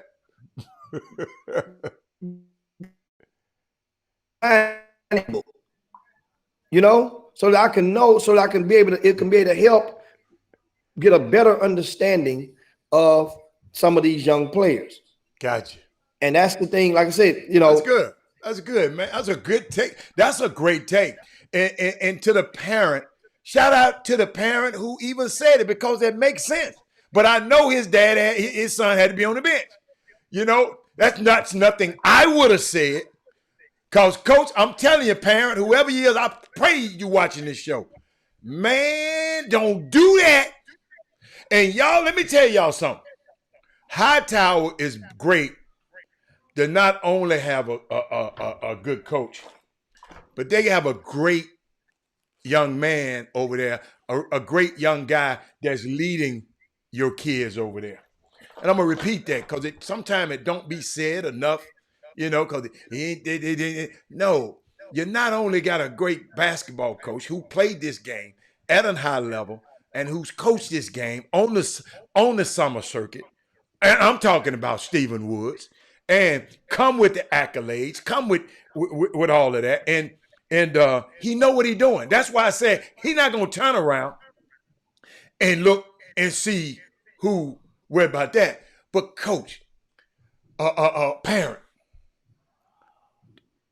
don't put your son and don't put coach in that type of situation no more. And it's just me, a dad. And the reason I can say this, a parent, whoever did that, I had the same emotions too. I wanted to say something, but I would never want to undermine the coach because my son would hear it. And I don't want him going and undermining and disrespecting the coach. So I've been there. But I knew I did the right thing, because at the end of every year, the coach would give a parent award or give award out to people. Don't put your kid in that type of situation, man. And I'm just telling you. And guess what? You probably was correct. Even Jimmy said there wasn't but 5 people played. But guess what? That man is in practice with them guys every day while your ass is wherever you at, parent. Parent, I don't even know who you are. But Stephen Woods is there at practice with them every day. And he knows and what to do. He knows how. Jimmy just said, he said, okay, all of that mess, now it's winning time. Now it's Hightower time. So let him coach his team. Whatever you do, whatever your job is, Stephen Woods ain't never came to your job and told you nothing to do, parent. That's how I used to feel. And I'm talking to all the parents from now on. So don't put him in a position like that, and don't put your son in a position like that. Thank God he's not a petty ass coach, like some of them coaches who didn't sign that thing off on this boy to go to Dickinson. Thank God he ain't gonna hold it against your son. But you might one day encounter a coach that will hold it against your son. So I'm just letting you know, parent. I don't know who you are. Thank you, Jimmy. Jimmy just laughed about it. But it's serious, parent. It's a very serious, because guess what? You ain't got to worry about but one son. Your one son. He got to worry about all 18 or however many people. He got to deal with 18 parents. You ain't got to worry about but one son. So I'm just telling, I'm not chastising. I'm just giving you some, because I was there. I saw my son's coach. I didn't think he did it, but he's there with him every day. So who in the hell am I to come and try to tell him how to coach his team? Because I dare him come tell me how to negotiate a contract. I cuss his ass out. So guess what? Thank you, Jimmy, for sharing that. And thank Jimmy. And thank to the parent who gave encouragement when the guys were down. You know, what's good for the goose, good for the gander. Thank you, parent. Thank you for encouraging your son's team. I'm going to take my glasses off on that one, Jimmy. What else we got out there, baby? What else we got? What we got last night, NBA news. NBA last night, Houston Rockets 0-2. Of course, you guys know 124 to 111. They fall to the Denver Nuggets. That loss, of course, without those half dozen estimated players from the Rockets. They only had nine on the trip that played. James Harden led the way with 34 points in the loss. He only took 16 shots in this game. 8 assists, 6 rebounds, Hatter. And what's this right here? There we go. Now we got that straight. What you playing, man? What are you doing? What is you doing? You doing something? You're not at home. Okay. You're in another environment. I got you. My bad. Yeah, Keep on talking. So last night, we mentioned Denver Nuggets and the Houston Rockets, and Denver. They were the better team, especially without the players. Denver won a game they were supposed to win. The Rockets, I was probably in defeat. Denver went up by 20. They was cool. It was a good blowout. But guess what? They didn't get to enough 30 and 40, 35, 40, and 50 threshold as we saw the Clippers the other day. So as long as the Rockets got in I wonder what the line was. You gamblers out there, what was the line of that game yesterday? I'm wondering if the Rockets covered or not. But what I want to make good on this is what makes this game historic. Because regardless of what happens in the future, right? Everyone remembers their first and their last. And last night yielded the opportunity for R.J. Hampton to score his first ever NBA points. They were logged against the Houston Rockets in the regular season. So his first basket of his NBA career went against the Houston Rockets. R.J. played 4 minutes last night. 4 minutes, Jimmy. How the hell did he get a -10? That's when the Rockets went on a run. They got him maybe. Could be. Because the Rockets were down big, and this score here looked respectable. The Rockets outscored them by 10 points in the fourth quarter. So it could be. He probably was in there. Okay, I got you. That's where the +10 comes. I was wondering, I'm looking here. He played for 4 minutes. How the hell Jimmy, that's going to hurt against his metrics at the end of the season, Jimmy. Hey, man, you're a rookie that's at the bottom of the bench. Metrics don't even matter. I'm talking about Jimmy. He gonna still have Jimmy. That's gonna be in the record. That's forever. That 2 points, he'll take that and run with it. His mama take that and run with it. That's a picture going on the wall. Your first bucket, that video clip. What video clip? I ain't seen. His mama. Marquita gonna have that one on. But you know what though? I'm proud of him. And I know it's been hard. This is a kid who ain't never been on the bench before in his life. And that's what happens when you go to the pros, man. That's why I try to tell y'all the NFL is not for long. The NBA is no boys allowed. No boys allowed. But who else you got next, Jimmy? Well, of course, and more NBA news from last night.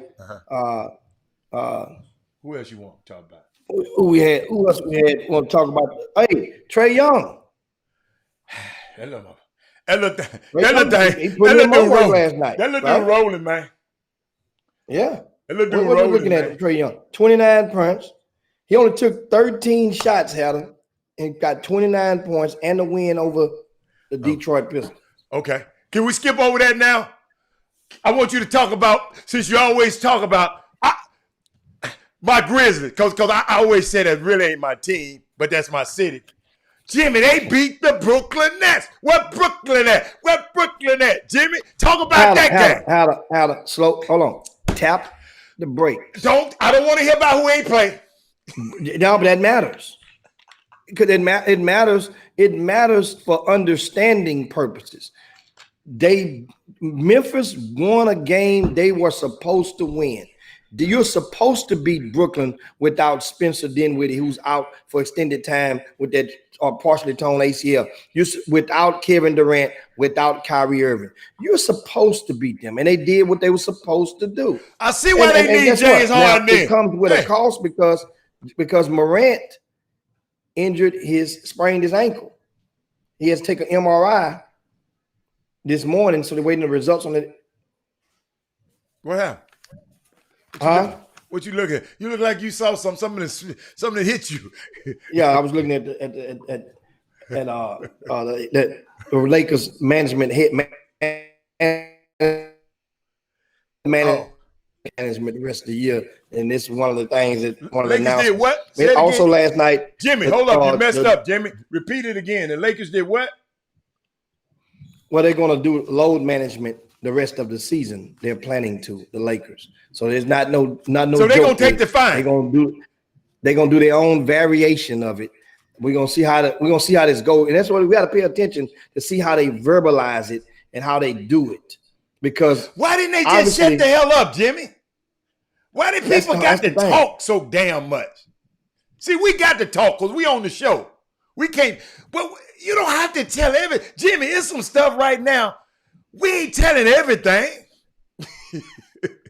Hey, we want y'all to come back. We ain't gonna tell you everything. Y'all might think we tell you everything. We don't tell you everything. You got to go dig. And Jimmy, you made me mad yesterday because you cut me off. I know we talk about the NBA, but let me tell y'all something, man.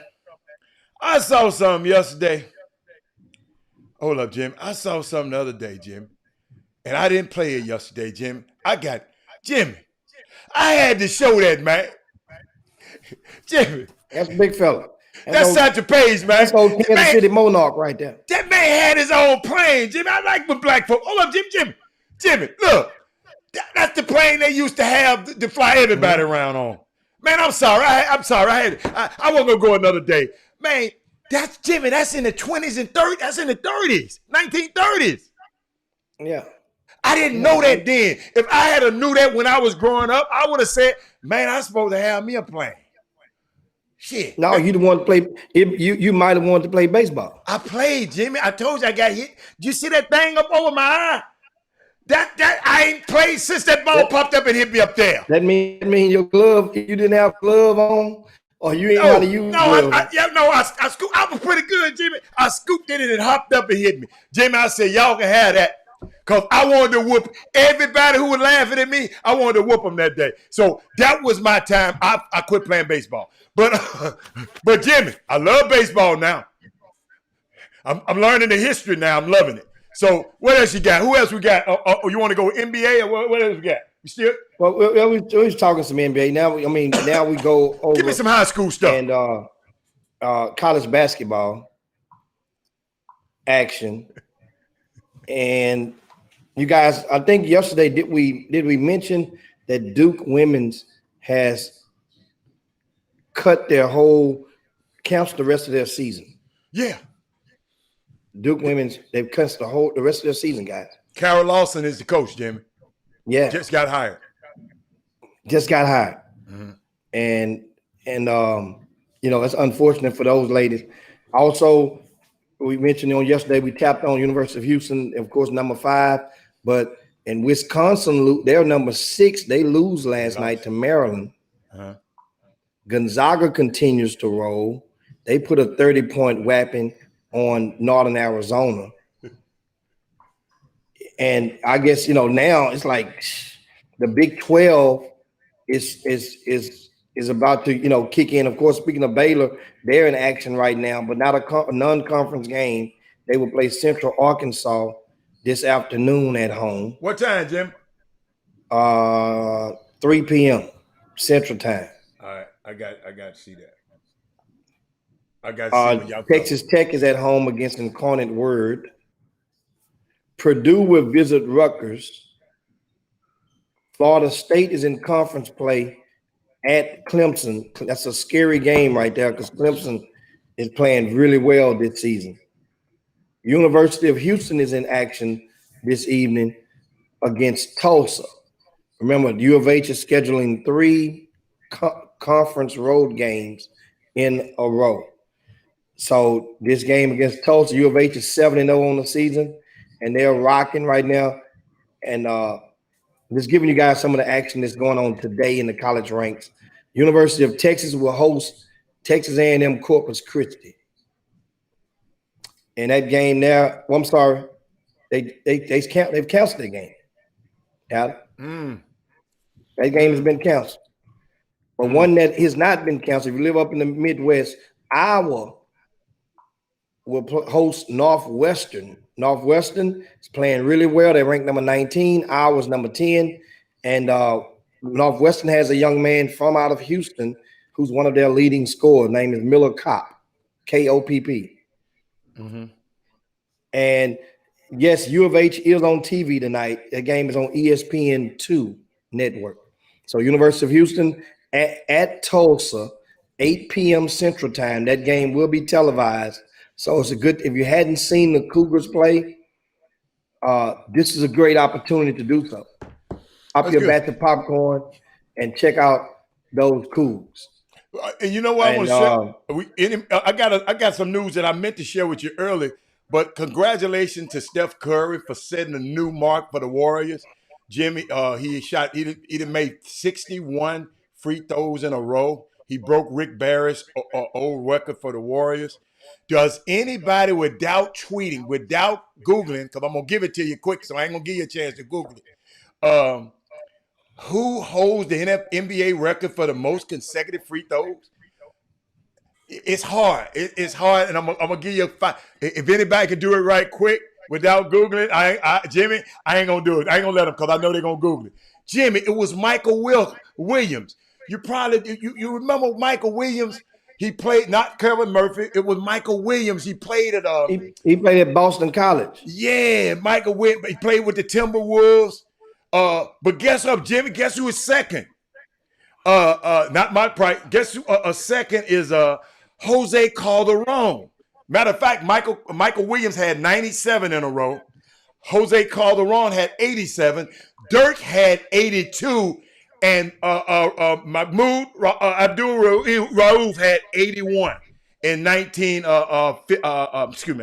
2000. Yeah, whenever he played Rauf. So that is crazy. And Jimmy, Calderon had a 98.1 percentage in 2008. I said, yeah, he went to Baylor. You're right, Jimmy. He went to Baylor. You're right, Jonathan. He went to Baylor. Thank you, baby. Thank you, Jonathan. That Michael Williams went to Baylor, Jimmy. Oh, he went to Baylor? Yeah. Let me look. Yeah, here it is. Yeah, he went to Baylor. Well, he from Dallas, Jimmy. From Dallas. Yeah. But I thought I saw that little tidbit. I wanted to share that with y'all. But y'all, did you see thank you, Derek. Did y'all see where Master P and Baron Davis trying to buy Reebok? Remember, I announced last month that Adidas were going to shut down and possibly shed or shut down the Reebok brand. And because remember, I asked what did that mean for Allen Iverson, but he still would be entitled to his. They going. Yeah, that's like part of the deal. They talked about that. That's on the balance sheet. That's on the balance sheet. So what would it mean for his money? They got to pay it. Whoever buy it got to pay that money. Whoever buy it got to pay. Yeah, but I'm saying, but if nobody buy Adidas, they can put it on the side. If don't nobody buy it, you said. I don't know, Jimmy, because I hadn't looked at the fine print. That's like going. That's like, in other words, that's like if somebody go bankrupt, do they still? You're protected from your creditors. Yeah. Yes. Yeah. So that's why. That's the. But I don't know, Jimmy. Jimmy, an annuity, it might be different because they probably have it in annuity, so that annuity matures and they paying. Like an insurance policy annuity. I don't know, but that's what I thought it was in the beginning. It was an annuity. That's why he couldn't get it until he was 50 years old. Because they put it in a fund where it can, mature. So, not at their expense. So it can mature when he get it 50. But Jimmy, think about it. Master P and Baron Davis. A former, who thinking about it. And Master P made a statement, Jimmy. He said, these companies have been benefiting off us. This could be a history for this company going black owned. But when you look at their balance sheet and looked at their money, and maybe Master P got money you can't count, but the asking price, Jim, is $2.4 billion. These guys don't have that. But I know I don't know how they're gonna do it. The creative financing they're gonna get it, but these guys don't have that money. Well, you have groups. Everybody most people that buy, they're part of groups, and your groups put together, and you get to a certain amount. Then the banks or the financial institution that you give with, they'll finance the rest of it and go with it. That's like anything you don't need all of the money in advance. You just need to be at a certain plateau. You know, oh, Jimmy went off. On the Jimmy, Master P,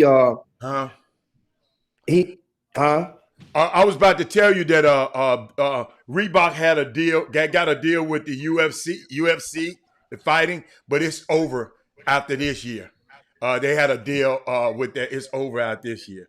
But those two guys, remember that those two guys have a relationship that stems from Master P. P lived in Oakland for a little while. Yeah. And so him and Dave and BD, they know they got to be like close back in those days when P left LA, went from New Orleans to LA to Oakland to the Bay Area.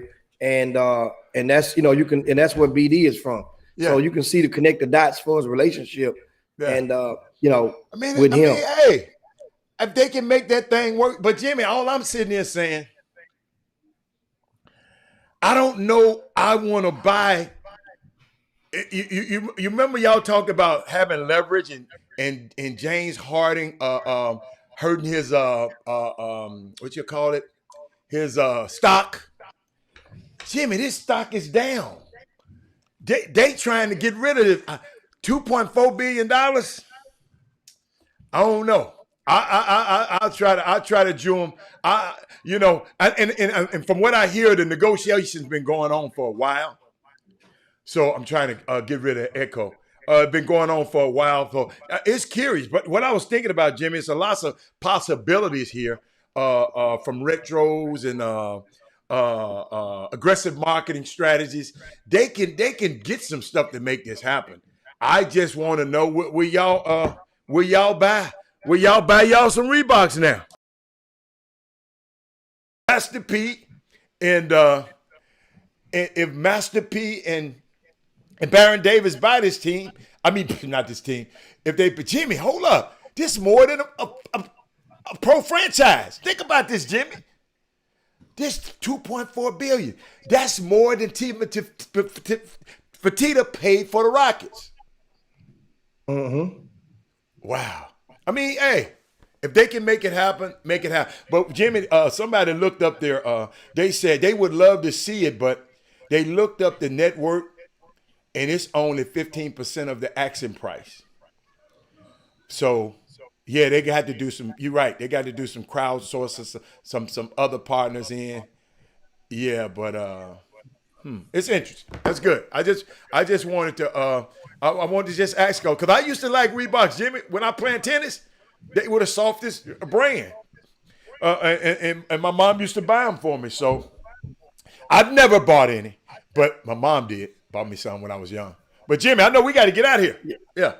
It's almost time to get ready to land the plane. Mm-hmm. And guys, once again we're going to share the breaking news later on this week in regards to the Chop Shop.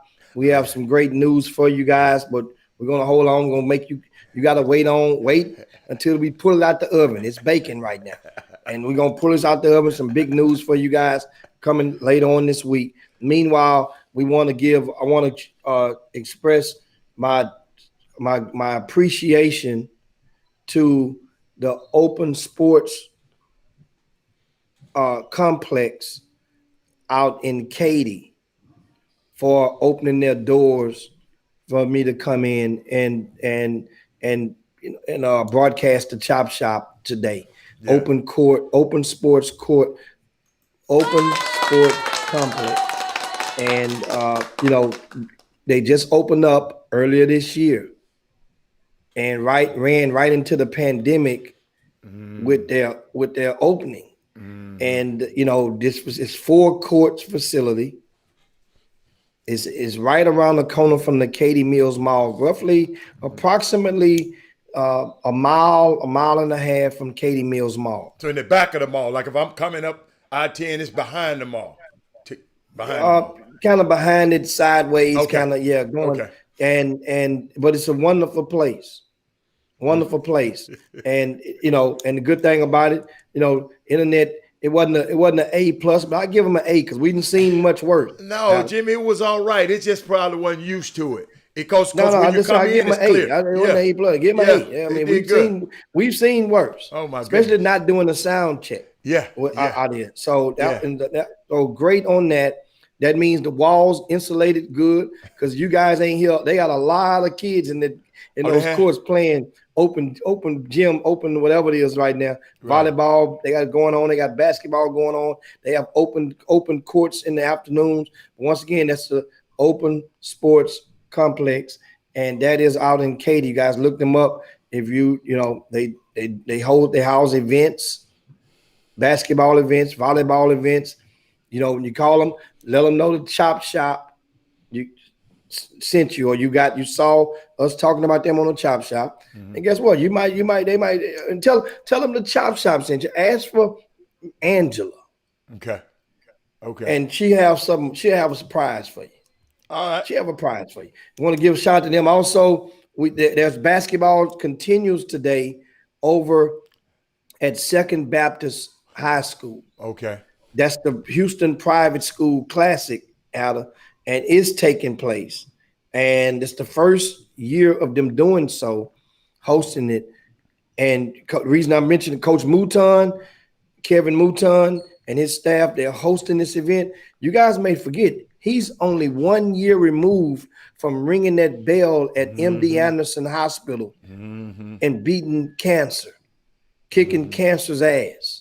And he's back on the sidelines, inspiring those kids in Second Baptist. They're doing pretty good this year. So there's some good action. Remember, I told you the championship will take place Wednesday at 6 p.m. Right now, they're in bracket play. Okay. And you're gonna slide out there. You say you're gonna slide out there, ain't you? I'm gonna slide out there. I may go out there today, but I'm definitely going out there tomorrow.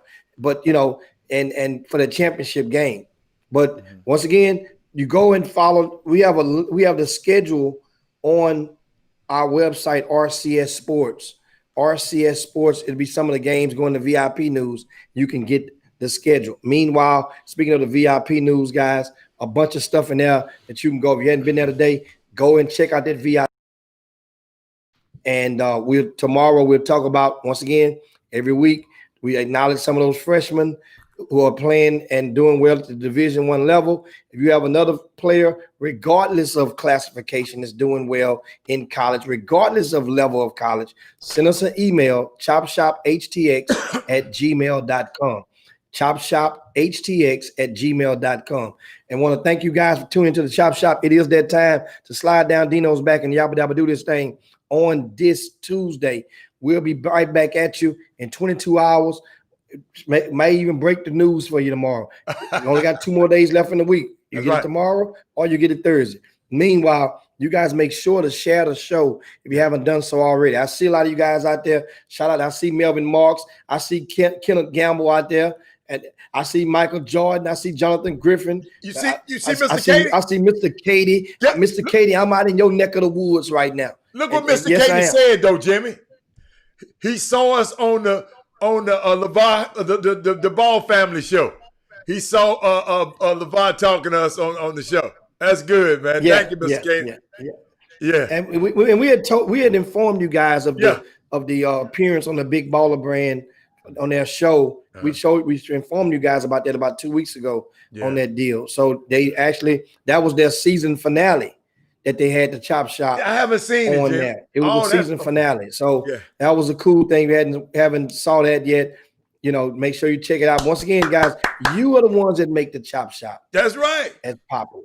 That's right. A lot of people don't believe it. A lot of shows out there, they're boring as hell. But you guys know the Chop Shop is engaging. Yeah. You can get on here, you talk with people, you guys in the boom boom room, and you interact with each other. Nobody's doing that at a consistent level. Sometimes we forget and we get comfortable. Yeah. And one thing we're gonna do, we're gonna get comfortable at being uncomfortable. Right. In this game. So thanks so much to everybody. But it's time to get up out of here. We got somewhere to be shortly. And hey, guess what? Share the show. Share that show, y'all. Hey, Tyler, that's important for branding. I got you. I like that. Jimmy. Hey, be intentional, Jimmy. This is what I love to say. Be intentional Get your friends to go to Jimmy. I went and got a new golf club the other day, right? And Jimmy, the guy I stopped the guy who was fixing the club. Guess what I told him? Man, like and subscribe to the Chop Shop on YouTube right now, and he did it. Y'all, it's easy. It don't cost him a dime. Let's make it happen, baby. We out of here. We got somewhere to be. Chop Shop. See you tomorrow. Jim Hicks, Rob Hatter, you are now tuned in to the Chop Shop. I'm Retro, let's get it. We in the Chop Shop, we live in the Chop Shop.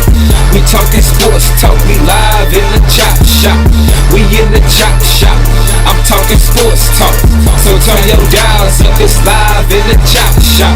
We in the Chop Shop, we live in the Chop Shop. We talking sports talk, we live in the Chop